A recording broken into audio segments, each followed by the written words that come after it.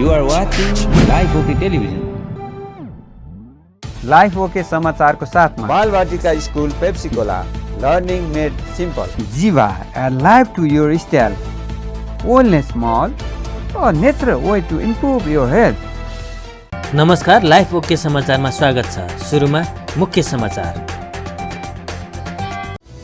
COVID-19 विरुद्ध 15 लाख मात्रा खोप सहयोग स्वरूप नेपाललाई हस्तान्तरण। थप 2370 जनामा कोरोना पुष्टि।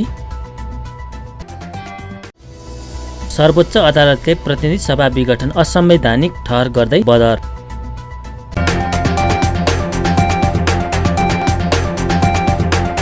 अब समाचार विस्तारमा।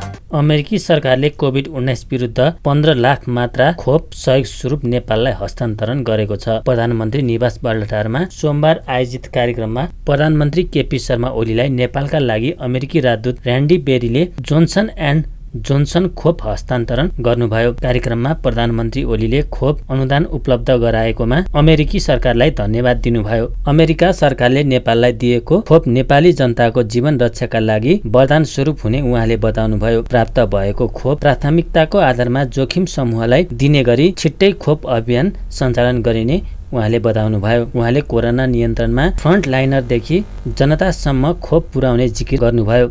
कोरोनाबाट बच्न खोपको विकल्प नभएको भन्दै उहाँले जनताको जीवन रक्षाका लागि सबै जनतालाई खोपको पहुँचमा पुर्याउने बताउनुभयो।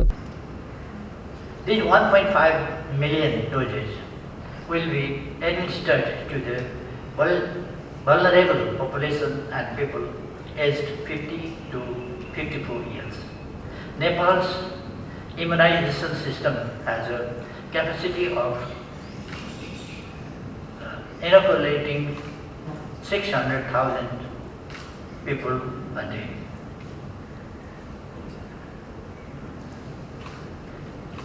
In consideration of our epidemiological zone, effective preventive and curative services are required to combat a pandemic.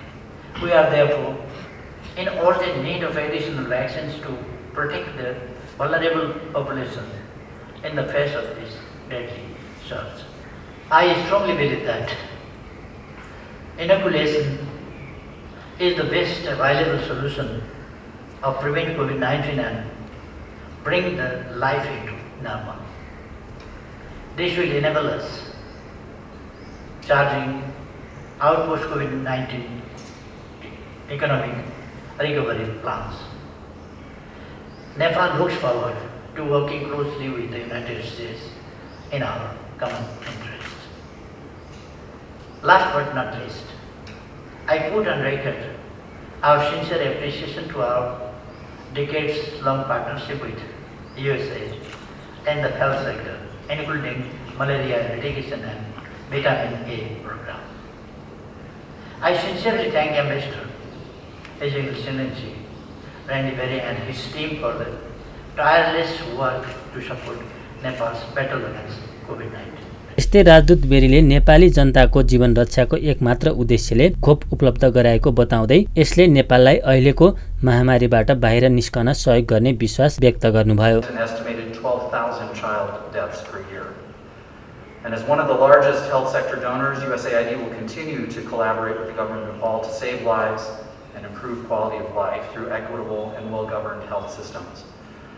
Our colleagues in the Department of Defense and USAID have been instrumental in our work to enhance Nepal's ability to prevent, to mitigate, and to respond to disasters. We've worked with the government of Nepal to address the needs of vulnerable populations through programs that improve preparedness for and response to natural disasters. Our efforts have been critical in helping Nepalis increase their understanding of the importance of disaster risk reduction measures by mainstreaming them into government planning and budgets. And at the USMC in Nepal, we've also created an interagency disaster risk reduction office to coordinate investments across USAID, the State Department, the government of Nepal, and American and Nepali militaries. So in closing, the example of precedent and what we've achieved today takes us back to an important theme that I noted earlier, that our greatest assets in the world are our friends and our partners in Nepal, in the ministries, through the multilateral organizations which are critical for helping us combat this global challenge. अमेरिकाले नेपाल सरकारलाई 15 lakh dose COVID-19 विरुद्धको खोप अनुदान सहयोग दिएको हो। अमेरिकाले अनुदान सहयोग दिएको 15,34,850 मात्रा जोन्सन एन्ड जोन्सन खोप सोमबार नै त्रिभुवन विमानस्थलमा नेपालका लागि अमेरिकी राजदूत र्यान्डी बेरीले स्वास्थ्य तथा जनसङ्ख्या मन्त्री कृष्ण गोपाल श्रेष्ठलाई हस्तान्तरण गर्नुभएको थियो। अमेरिकी सरकारले कोभ्याक्स सुविधा अन्तर्गत जोन्सन एन्ड जोन्सन खोप प्रदान गरेको हो। नेपालमा सोमबार थप 2,370 जनामा कोरोना संक्रमण पुष्टि भएको छ। देशभर गरिएको 7,689 पीसीआर परीक्षणका क्रममा 1,690 जना र 3,895 एन्टिजेन परीक्षणका क्रममा 680 जनामा कोरोना संक्रमण पुष्टि भएको छ। यो सँगै नेपालमा कोरोना संक्रमितको संख्या 7,01,458 पुगेको छ।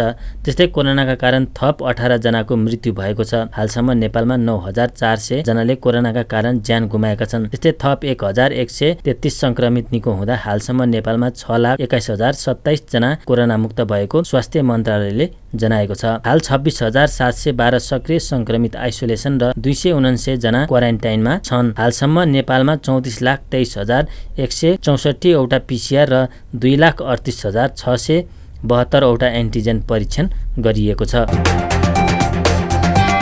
सर्वोच्च अदालतले प्रतिनिधि सभा विघटन असंवैधानिक ठहर गर्दै बदर गरिदिएको छ। प्रधान न्यायाधीश दोलेन्द्र शमशेर जबरा नेतृत्वको 5 सदस्यीय संवैधानिक इजलासले सरकारको सिफारिसमा प्रतिनिधि सभा विघटन गर्ने राष्ट्रपतिको निर्णयलाई असंवैधानिक ठहर गर्दै बदर गरेको हो। सर्वोच्चको यो आदेशसँगै प्रतिनिधि सभा पुनः स्थापित भएको छ। पुनः स्थापना भएको प्रतिनिधि सभाको अधिवेशन 7 दिनभित्र अर्थात् साउन 3 गते आइतबार अपराह्न 5 बजेभित्र प्रारम्भ गर्न समेत परामादेश जारी गरेको छ। सर्वोच्च अदालतको संवैधानिक इजलासले आदेश जारी गर्दै निवेदकको माग बमोजिम कांग्रेस सभापति शेरबहादुर देउवालाई 2 दिनभित्र प्रधानमन्त्री बनाउन समेत आदेश दिएको छ। देउवालाई 29 गते मंगलबार साँझ 5 बजेसम्म प्रधानमन्त्री बनाउन इजलासले परामादेश जारी गरेको हो। यसैगरी संविधानको धारा 76(5) अनुसार सरकार गठन गर्न सघाउने सांसदहरूलाई संसदीय दलको व्हिप नलाग्ने भन्दै सम्बन्धित दलले अनुशासनको कारबाही गर्न नपाउने समेत फैसला गरेको रिट दायरकर्ता कृतिनाथ शर्मा पौडेलले जानकारी दिनुभयो। परमादेश जारी भयो। शेरबहादुर देउवालाई चाहिँ 2 दिनभित्रमै गर्नु भनेर भनियो, नियुक्त गर्नु भनियो, 7 दिनभित्रमा संसद आह्वान गर्नु भनियो। अनि राजनीतिक दलको हकमा जुन कारबाही गर्ने प्रक्रिया थियो तर कारबाही गर्नु मिलेन, कारबाही नगर्नु भनियो। तसर्थ आज संसद बिउतिएको छ। सारा 2-3 करोड नेपाली जनताले न्याय पाएका छन्। अत्यन्त खुसीको कुरा, हामी अत्यन्त उत्साहित भएका छौँ आज।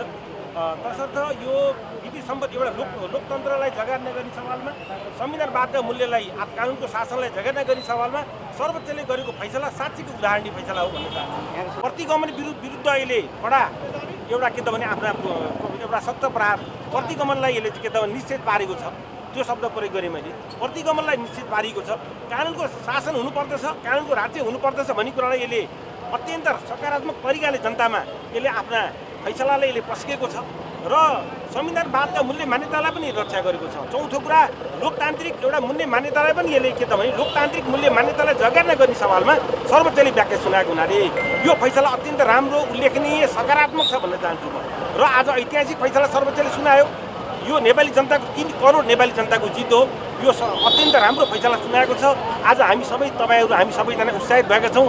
यसले के त भने कानुनको शासनलाई यसले के त भने मुलुकमा कानुनको शासन छ, संविधानवादको एउटा अनुसार देश चलेको छ, चल्नुपर्छ भन्ने कुरालाई यसले सरकारको अङ्गलाई, राष्ट्रपति कार्यालयलाई पनि यसले के त भने परमादेश जारी गर्नुले यो चाहिँ सुनाएको देखिन्छ।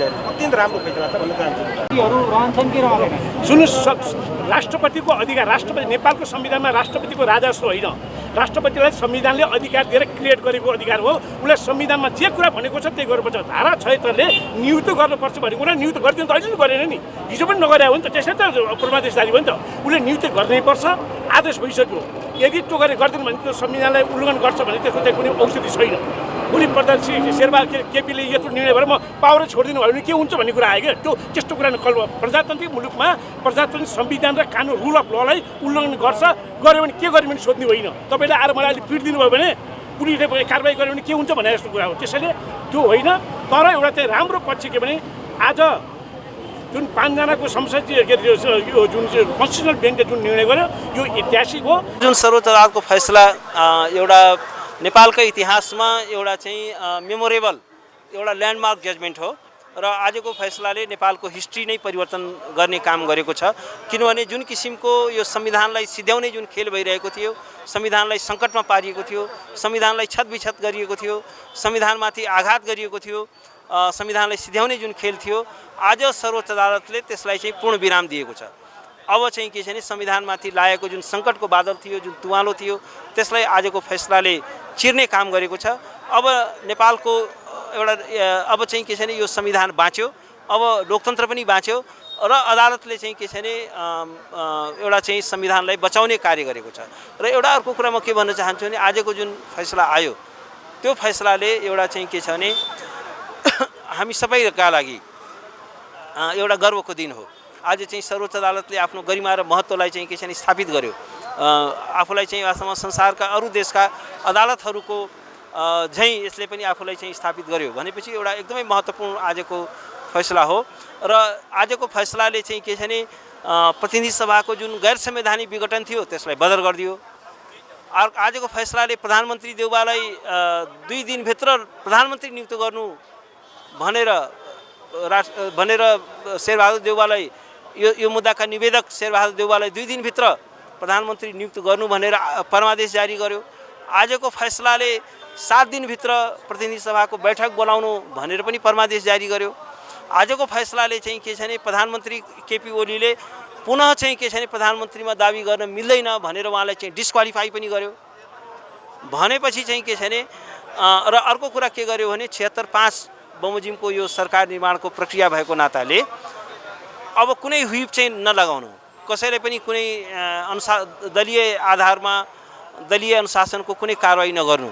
हरेक सांसद 76-5 बमोजिम मतदान गर्न स्वतन्त्र छ। हरेक सांसद चाहिँ के छ भने ले चाहिँ के छ भने आफ्नो मत व्यक्त गर्न स्वतन्त्र छ। त्यस निम्ति चाहिँ के छ भने कुनै कसैलाई कारवाही नगर्नु भनेर प्रतिषेधको आदेश पनि जारी गर्यो। भन्दाखेरि के छ भने अब ओलीलाई खेल्ने ठाउँ कुनै पनि ठाउँ दिएको छैन, राष्ट्रपति विद्या भण्डारीजीलाई खेल्ने कहीँ कतै कुनै ठाउँ दिएको छैन। उहाँहरू दुवैको चाहिँ हातखुट्टा चाहिँ अदालतले र प्रधानमन्त्रीको हातखुट्टा बाँधेर राखिदिएको छ। राष्ट्रपति महोदयको पनि चाहिँ के छ भने गैर संवैधानिक क्रियाकलापको चाहिँ अब अन्त्य गरिसकेको छ। त्यसकारण आज चाहिँ के छ भने एउटा संविधानवादको विजय हो। आज बल्ल चाहिँ के छ भने साँच्चीकै भन्यो भने आज प्रधानमन्त्री केपी शर्मा ओली र विद्या भण्डारीले संविधानको शक्ति के हो भन्ने कुरा बुझ्नु हो, अदालतको शक्ति के हो भन्ने कुरा उहाँले बुझ्नुभयो। र आजको दिन चाहिँ के छ भने हामी सबै नागरिकले चाहिँ के छ भने जितेको दिन हो। आज हामी सबै नेपालीहरूको चाहिँ सार्वभौम सत्ता स्थापित भएको दिन हो भन्ने मलाई लाग्छ। त्यस्तै अन्य अधिवक्ताहरूले पनि सर्वोच्चको फैसला ऐतिहासिक भएको बताएका छन्। नेपाल कम्युनिस्ट पार्टीका अध्यक्ष पुष्पकमल दाहाल प्रचण्डले सर्वोच्च अदालतले गरेको फैसला इतिहासमै एउटा महत्त्वपूर्ण परिघटना भएको बताउनु भएको छ। सर्वोच्च अदालतको फैसला पश्चात प्रतिक्रिया दिँदै अध्यक्ष प्रचण्डले यसलाई नेपाल र नेपाली जनताको जितको संज्ञा दिनुभयो। उहाँले अदालतको सोमबारको फैसलाले संविधान र राष्ट्रको गरिमालाई उँचो राखेको बताउनुभयो। उहाँले पार्टीको तर्फबाट र गठबन्धनको तर्फबाट पनि सर्वोच्च अदालत, सम्माननीय प्रधान न्यायाधीश तथा अन्य न्यायाधीशहरूलाई बधाई र धन्यवाद दिनुभयो। प्रचण्डले अदालतसँग सेटिङ आफूले नभई केपी ओलीले गरेको र अदालतलाई प्रभाव पार्ने काम पनि ओलीले गरेको तर्क गर्नुभयो। त्यसर्थमा यो आम नेपाली जनताको जित हो भन्ने म ठान्छु। यसलाई पनि मैले संविधानको सही व्याख्याको रूपमा ठान्दछु र म आज सबभन्दा बढी गर्वको महसुस गरेको छु। त्यो तपाईँले सोधे जस्तै पक्कै पनि ठुलो सङ्घर्ष, बलिदान र ठुल्ठुला राजनीतिक जोखिम उठाएर शान्ति संविधान सभा, सङ्घीय लोकतान्त्रिक गणतन्त्रसम्म मुलुक आएको हो। र यो प्रक्रियामा अब गिरिजाप्रसाद कोइराला त अहिले हामीसँग हुनुहुन्न। हामी 2 जना हस्ताक्षरकर्ता शान्ति विस्तृत शान्ति सम्झौताका हौँ। अब म एउटा अहिलेसम्म जीवित छु र मैले अझै केही गर्न बाँकी छ भन्ने म ठान्छु। त्यस अर्थमा आजको फैसलाबाट म निकै गौरवान्वित भएको छु। अब संविधानको अन्तिम व्याख्या गर्ने अधिकार सर्वोच्च अदालतलाई नै छ, संविधान अनुसार नै। त्यस सर्वोच्च अदालतले संविधानको मर्ममाथि प्रहार हुँदा, कानुनी राजको चाहिँ मान्यतामाथि प्रहार हुँदा, लोकतान्त्रिक हितमाथि प्रहार हुँदा त्यसको व्याख्या गर्ने, त्यसको रक्षा गर्ने दायित्वभित्रै हो। यस अर्थमा चाहिँ मैले फेरि पनि उहाँहरूलाई बधाई धन्यवाद नै भनेको छु भन्छु। तर चाहिँ राजनीतिक दलहरूले सुल्झाउनु पर्ने विषय, पार्लियामेन्टभित्र सुल्झाउनु पर्ने विषय पटक पटक न्यायालयमा जानु राम्रो होइन र भविष्यमा यस्तो परिस्थिति नआओस् भन्नको निम्ति राजनीतिक दलहरूले अझ बढी सचेत हुनुपर्ने, प्रतिनिधि सभा अझ बढी क्रियाशील हुनुपर्ने म ठान्छु। त्यो होइन, यदि कसैले त्यो रूपमा हेर्छ भने अब बदनियतपूर्ण ढङ्गले हेर्नेहरूको त कुनै जवाब छैन। तर इमान्दार मानिसहरूले हेऱ्यो भने मेरो कसैसँग न कुनै सेटिङको सम्भावना थियो, न मसँग त्यो खालको अथोरिटी थियो। किन मैले संविधानलाई हेरेर सर्वोच्च अदालतले नै गरेको अघिल्लो फैसलाको मर्मलाई हेरेर भन्दा र हामीले जसरी यो ऐनको व्यवस्था अनुसार, संविधानको व्यवस्था अनुसार 149 जनाको हस्ताक्षर लिएर राष्ट्रपति कहाँ गएका थियौँ र राष्ट्रपतिले तुरुन्त नै शेरबहादुर देउवाजीलाई प्रधानमन्त्री नियुक्ति गरेर विश्वासको मत लिन जानुहोस् भन्नुपर्ने ठाउँमा कुतर्क गरेर चाहिँ त्यसलाई अवैध के अरे आधार नपुगेको भन्ने जस्तो गलत काम गरेको हुनाले र प्रधानमन्त्रीले चाहिँ संविधान पटक पटक मिच्ने र अवैधानिक ढङ्गले फेरि धारा 5 मा जाने कुरा गरेको हुनाले मलाई के विश्वास थियो भने सर्वोच्चले यो संविधान नबुझ्ने कुरा छैन, ऐनको व्यवस्था नबुझ्ने कुरा छैन, नजिरहरू इतिहासका नबुझ्ने कुरा छैन, त्यसकारण त्यही निर्णय हुन्छ भनेर मेरो धारणा मात्रै भनेको हो। त्यसकारण सेटिङ गर्ने कोसिस त केपीजीले नै गर्नुभएको थियो नि र अब यो सेटिङ नहुने भयो भन्ने बुझेपछि चाहिँ अनि धम्क्याउन त उहाँले थाल्नु भएको थियो। मैले त सर्वोच्चलाई कहिले पनि धम्क्याइन, न्यायालयको स्वतन्त्रतामाथि आक्षेप हुने गरिकन त मैले कहिले पनि बोलिनँ। मैले मेरो ब्रह्मले, मेरो विवेकले, मेरो अध्ययनले, मेरो अनुसन्धानले यही हुन्छ भन्ने देख्छ भनेर भनेको। त्यो धादिङको त्यो प्रसङ्ग ल्याउनु हो, धादिङको नि मेरो त्यस्तै थियो। त्यसलाई सेटिङ भने जस्तो हल्ला गराइयो, त्यसलाई खण्डन गर्ने क्रममा भने हो मैले। अहिले पनि म भन्छु फेरि पुनर्स्थापना हुन्छ, शेरबहादुर देउवाजी नै प्रधानमन्त्री हुनुहुन्छ भन्न ठानेको छु मैले। अब मैले यसो भन्यो भनेर सेटिङ हुने हो र? यो त अदालतले गर्ने फैसला भएर त्यसको खण्डनको सन्दर्भमा भनेको कुरा म प्रश्न गर्न चाहन्छु। जसरी यो 3 वर्ष यता प्रधानमन्त्री केपी ओलीले नेपालको राजनीतिमा फोहोर, अर्थनीतिमा फोहोर, भ्रष्टाचारको टुङ्गुर, अपारदर्शिता, कुशासन, निरङ्कुशताको एउटा चाहिँ श्रृङ्खला खडा गरिदिनु भएको छ। त्यसलाई सफा गर्ने र अब देशको राजनीति सहज ढङ्गले जान्छ, जनताको विकास समृद्धिको आकाङ्क्षालाई ठिक ढङ्गले सम्बोधन हुन्छ र पारदर्शिता हुन्छ, सुशासन हुन्छ भनेर जनतालाई विश्वासमा दिलाउने कुरा र राष्ट्रलाई त्यसरी नेतृत्व गर्ने कुरा पक्कै पनि चुनौतीपूर्ण त छ। तर मलाई के विश्वास छ भने अहिले 5 दलीय गठबन्धन जुन ऐतिहासिक सन्दर्भमा, जुन दुःख र पीडाको बीचबाट यो गठबन्धन तयार भएको छ र एउटा प्रतिबद्धता हामीले सार्वजनिक रूपमा जनतालाई पनि भनेका छौँ।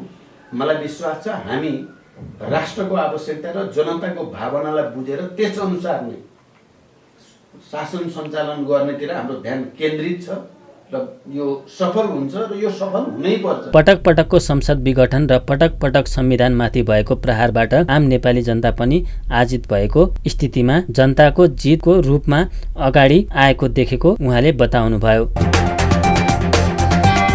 राष्ट्रिय सभा सदस्य राम नारायण बिडारीले प्रधानमन्त्री केपी ओलीका कारण मुलुकमा राजनीतिक अस्थिरता निमित्त भएको आरोप लगाउनु भएको छ। सोमबार बसेको राष्ट्रिय सभाको बैठकमा उहाँले प्रधानमन्त्री ओलीले मुलुकमा लोकतन्त्रका लागि भएका आन्दोलनका सहयात्रीसँग सहमति र सहकार्य नगरी बहुमतको दम्भका आधारमा अघि बढ्ने प्रयासले राजनीतिक अस्थिरता निम्तिएको आरोप लगाउनुभयो। सरकारले पनि सही नेतृत्व र सुझबुझ ढङ्गबाट निर्णय नदिए संसद मात्र नभई राज्यका सबै संयन्त्र र निकाय लथालिङ्ग हुने उदाहरण दिएको बताउनुभयो। जनता समाजवादी पार्टी नेपालका सोखर कुमार सिंहले बाढी र डुबानका कारण अहिले किसान मारमा परेकाले तिनलाई राहतका कार्यक्रम ल्याउन सरकारसँग माग गर्नुभयो। सांसद शारदा देवी भट्टले मुलुकको तराई भेगका अधिकांश क्षेत्र डुबानमा परेर बाली नालीको क्षति भएकाले किसानलाई उचित क्षतिपूर्ति दिलाउन माग गर्नुभयो। काङ्ग्रेसका प्रकाश पन्थले जनताले अपेक्षा गरे अनुरूप जनप्रतिनिधिले भूमिका निर्वाह गर्न नसकेको जनाउँदै राष्ट्रिय सभाको काम कारबाही अझ प्रभावकारी हुनुपर्नेमा जोड दिनुभयो। देश अस्तव्यस्त भयो, प्रधानमन्त्रीलाई कुनै नोक्सान भयो दुई पल्टसम्म संसद विघटन भयो, देश अस्तव्यस्त भयो, उद्योग धन्दा ठप्प भयो, रोजगार बेरोजगारी भए, नेपालको अरबौं अरब रुपियाँ क्षति भयो, ठुला त्यसले आन्दोलनहरू भए। प्रधानमन्त्री त मुसु हाँस्दै आफ्नो चाहिँ सरकारी ढुकुटीको सम्पत्तिबाट मोज गर्दै बसिराख्नु केही नोक्सान भयो?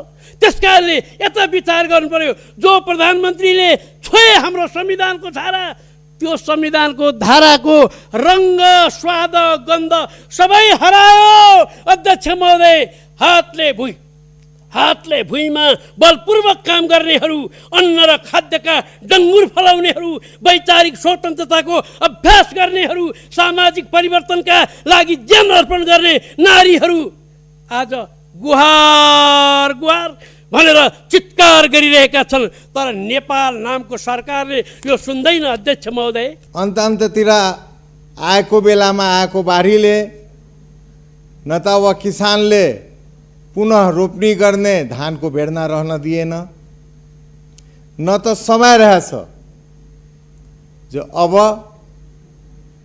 धानको बिउ छरेर पनि बेर्ना उगाएर पुनः रोप्नी गर्ने।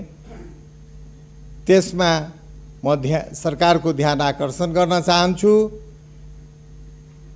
यो ठुलो मारमा किसानहरू हामी परेका छौँ। किसानका सहजताका लागि हामी के गर्न सक्छौँ त्यसमा हामी लाग्नुपर्छ। अहिले देशमा समसामयिक विषयका भनेका जल्दा बल्दा विषय भनेका भइपरि आउने दैवी प्रकोप नै हो। जनता कोभिडले गर्दा आक्रान्त परेशान थिए नै, त्यसमाथि अहिले देशैभर आएको बाढी पहिरोले झन् जनतामाथि दुःखको भारी थपेको छ। अध्यक्ष महोदय, कसैले दुई साग खान पाएका छैनन्, कसैको बास उजडिएको अवस्थामा छ, कसैले उपचार नपाएर ज्यान गुमाउनु परिरहेका छन् र लकडाउनको कारण गरी खाने वर्ग धेरै मारमा परेको अवस्थामा छ। बैंकको ब्याज, सरकारको कर तिर्न पाएका छैनन्, घर भाडा तिर्न नसकेर लखेटिएका छन्, अभिभावकले छोराछोरी स्कुलको फिस तिर्न सकिरहेका छैनन्। अध्यक्ष महोदय, यो अधिकांश नेपालीको पीडा हो। राज्य सबै जनताको अभिभावक हो। दुःख पर्दा जनताको आश लगाउने सरकारबाट नै हो। त्यसर्थ म यस विषम परिस्थितिमा अध्यक्षज्यू मार्फत नेपाल सरकारको ध्यान आकर्षित गराउन चाहन्छु। अध्यक्ष महोदय, यस्तै अहिले सरकारले जनताको लागि कोभिड खोप ल्याउने अभियान चलाइरहेको छ, जुन स्वागतयोग्य छ। खोप ल्याउने क्रम पनि चलिरहेको छ, तर पनि खोप सबै वर्गमा पुगिसकेको छैन। यस्ता सारा कुराहरू गरिरह्यो भने फेरि अधिवेशन अन्त्य पनि हुनसक्छ। सरकारको विरोध भयो भनेर अधिवेशन अन्त्य हुन पनि सक्छ। प्रतिनिधि सभा सारा ती कर्तुत्वहरूको हिसाब बुझाउनु पर्ने भएकोले र सारा ती जवाफहरू दिनुपर्ने भएकोले नै भङ्ग गरेको थियो। आज म यी सारा कुराहरूलाई छोडेर अलि फरक कुराहरू गर्न चाहन्छु। एकपटक संविधान जारी भएपछि सङ्घीय संसदको स्वरूप हामीले एकचोटि हेरौँ। यहाँ भएको प्रतिनिधित्वको हिसाबलाई पनि हामीले हेरौँ। संविधान लेख्दा जनता र मुलुकको हितमा कसरी काम गर्ने भनेर लेखिएको थियो कि थिएन, अथवा को कहाँ कसरी आइन्छ, को कसरी मन्त्री हुने, सांसद हुने भनेर सोचेको थियो कि के थियो? प्रश्न अहिले उठेको छ। समानुपातिक प्रतिनिधित्वलाई र समावेशी सिद्धान्तलाई मजबुत बनाउनु पर्ने आवश्यकताहरू अहिले पनि छ। मुलुकले प्रभावकारी भूमिका अपेक्षा गरेको छ यहाँबाट। यत्रो परिवर्तनपछि पनि अब सकिएन, गल्ती भयो, बुझिएन, ठाउँ छैन, गर्न भ्याइएन भन्ने ठाउँहरू अब छँदै छैन। महिला, दलित, आदिवासी, जनजाति, खसारे, मधेसी, थारू, मुस्लिम, पिछडेको क्षेत्र गरी यी 8वटा सेक्टरहरू चाहिँ क्लस्टरहरू संविधानमै उल्लेखित छ। सो बमोजिम प्रतिनिधि सभामा सबैको प्रतिनिधित्व पनि छ र राष्ट्रिय सभामा महिला, दलित, अपाङ्ग वा अल्पसङ्ख्यकको प्रतिनिधित्व पनि किटानी साथ गरेको छ।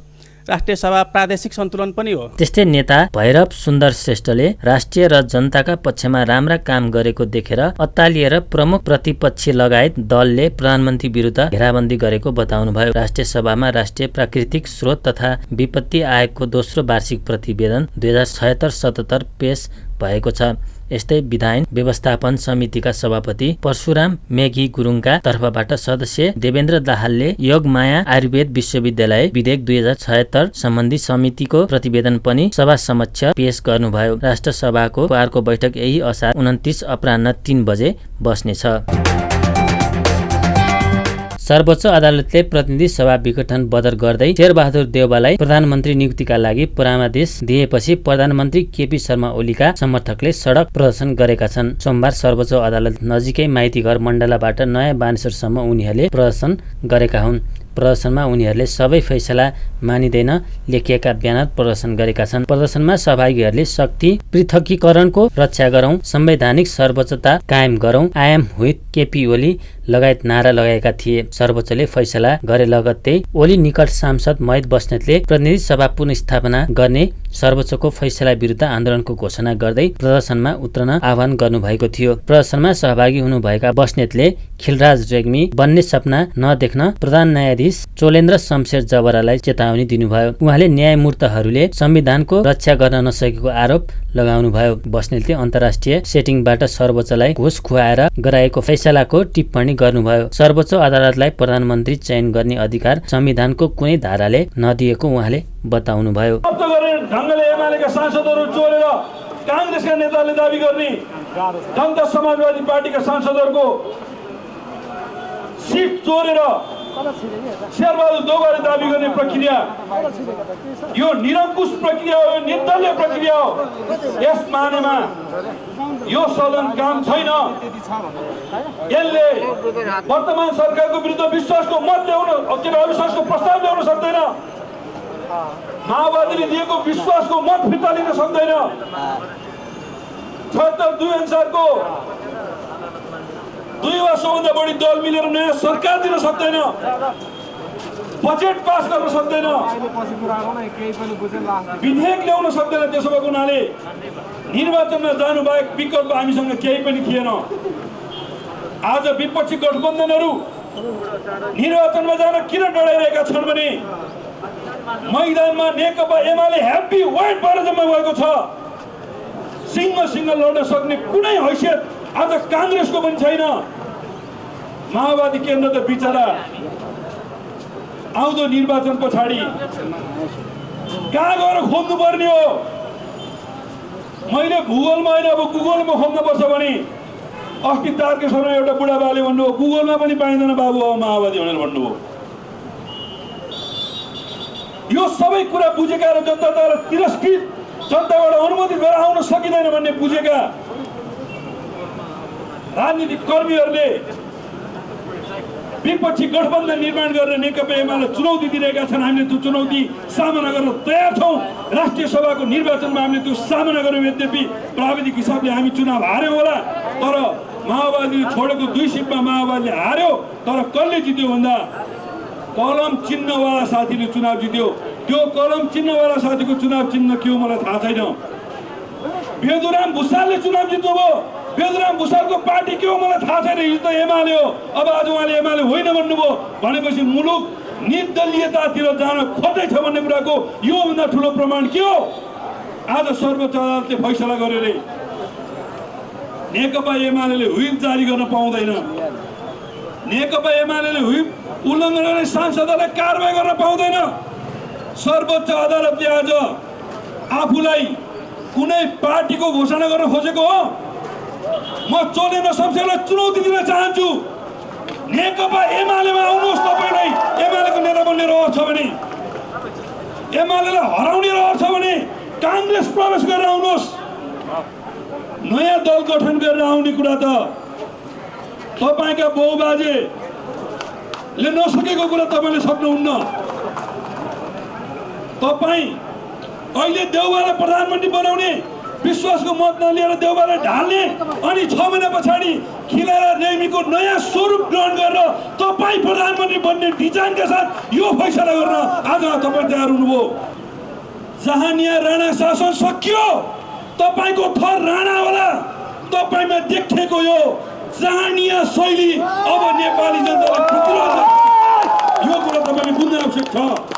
र तपाईँ फेरि अर्को चुनावी सरकार बनाएर प्रधानमन्त्री बन्ने सपना कहीँ कतै देख्नु भएको छ भने तपाईँको त्यो सपना नजन्मिँदै तुइने छ भन्ने कुरा पनि म राख्न चाहन्छु।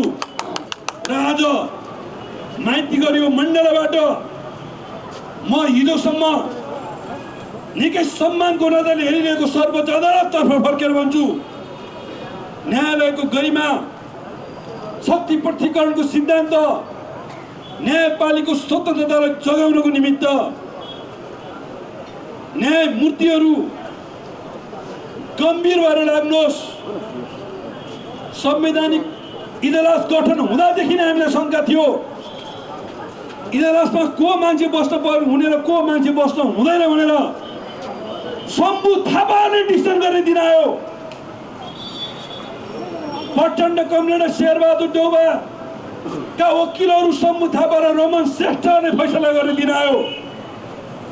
यो फैसला रमन श्रेष्ठ र शम्भु थापाहरूको संवैधानिक इजलासले गरेको फैसला हो। यो चोलेन र शमशेरहरूको इजलासले गरेको फैसला होइन।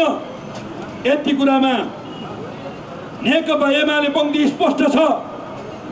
यति कुरामा एमालेको जनसङ्गठनहरू स्पष्ट छन्। सर्वोच्चको फैसलापछि अप्रिय घटना हुन सक्ने भन्दै सर्वोच्च अदालतदेखि नयाँ बानेश्वर लगायत विभिन्न क्याम्पस अगाडि ठूलो संख्यामा सुरक्षाकर्मी परिचालन गरिएको थियो। प्रतिनिधि सभा पुनर्स्थापनाको माग राख्दै कांग्रेस सभापति शेरबहादुर देउवासँगै 146 सांसद लगायतले सर्वोच्च अदालतमा रिट दर्ता गराउनु भएको थियो। सो मुद्दामाथि सुनवाईका सबै प्रक्रिया सकेको अदालतले एक साता समय तोकेर हेर्दैमा राखेको थियो।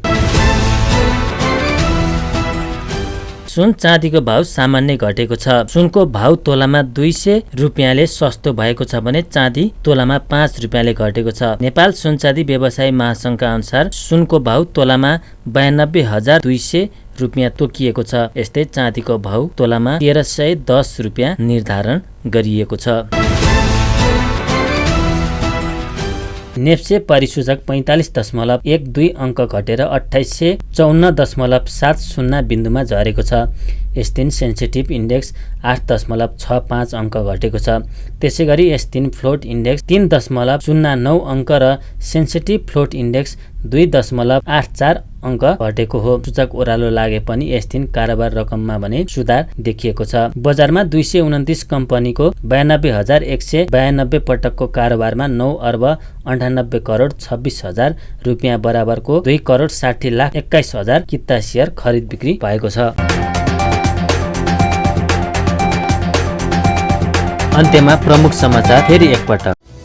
कोभिड-19 विरुद्ध 15 लाख मात्रा खोप सहयोग स्वरूप नेपाललाई हस्तान्तरण। थप 2370 जनामा कोरोना पुष्टि। सर्वोच्च अदालतले प्रतिनिधि सभा विघटन असंवैधानिक ठहर गर्दै बदर। हस्त अहिलेका लागि लाइफ ओके समाचार यति नै। हेर्दै गर्नुहोला लाइफ ओके टेलिभिजन। नमस्कार।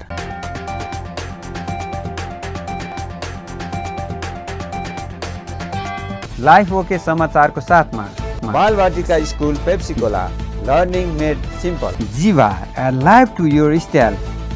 Wellness Mall, a natural way to improve your health.